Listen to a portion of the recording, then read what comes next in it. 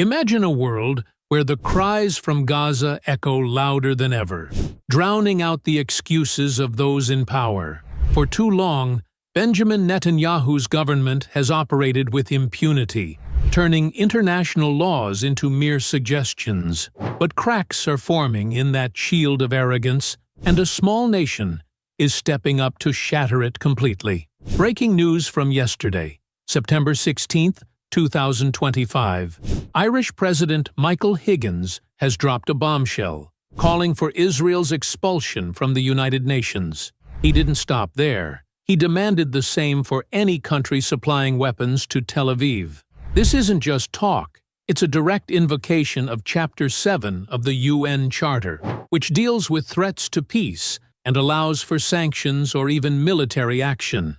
Higgins slammed Israel's actions in Gaza as reducing post-World War II protections for civilians to tatters. He's right. This comes on the heels of a damning UN Human Rights Council report that accuses Israel of committing genocide in the region. Let's unpack this. The UN Commission of Inquiry, set up years ago, has compiled the most significant body of evidence yet. Since the October 2023 Hamas attack, Israel's response under Netanyahu has led to tens of thousands dead in Gaza. The report details systematic abuses, from starvation tactics to indiscriminate bombings. Israel, of course, refused to cooperate with the probe, dismissing it as biased and anti-Semitic. That's their go-to deflection, isn't it? Arrogant refusal to face the facts, while the world watches the carnage unfold. Ireland's stance is no surprise if you know their history. They've been a vocal supporter of Palestinian rights for decades, being the first EU member to recognize a Palestinian state back in 1980. They pour millions in aid to UNRWA each year, 10 million euros annually, with 3.5 million specifically for that agency. Contrast that with Israel's recent laws banning UNRWA operations, effectively trying to erase support for Palestinian refugees. It's a stark side-by-side.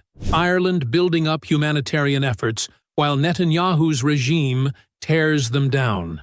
This call for expulsion could be a game-changer, echoing the isolation of apartheid South Africa in the UN during the 1970s. If Chapter 7 gets traction, it might lead to global sanctions, cutting off arms and diplomatic ties. Imagine Israel, under Netanyahu's iron fist, facing the same pariah status that forced change in South Africa. Higgins is urging countries to pressure Tel Aviv to stop the slaughter of civilians. And he's not alone. Nations like Spain, Belgium, and now even the Netherlands are voicing regrets over Israel's policies. But let's be clear, this isn't about hating a people. It's about holding a rogue regime accountable for its brutal campaign. Netanyahu's government has turned Gaza into a graveyard, with ongoing atrocities that the world can no longer ignore. Public protests in Ireland are massive, with opposition parties like Sinn Féin and the Social Democrats pushing for ICC referrals and full sanctions.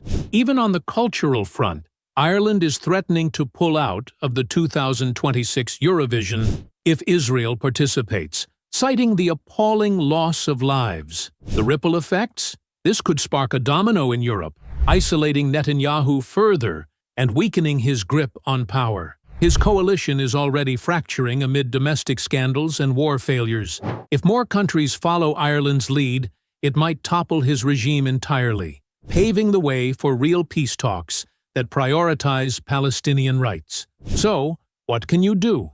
Join the boycott, divestment, and sanctions movement. BDS has proven effective in pressuring change. Contact your representatives to demand an end to arms sales to Israel. Share this video, amplify Palestinian voices, and support organizations like UNRWA. The tide is turning, and with actions like Ireland's, Netanyahu's days of unchecked power are numbered. Stand with justice. Subscribe for more updates on this fight.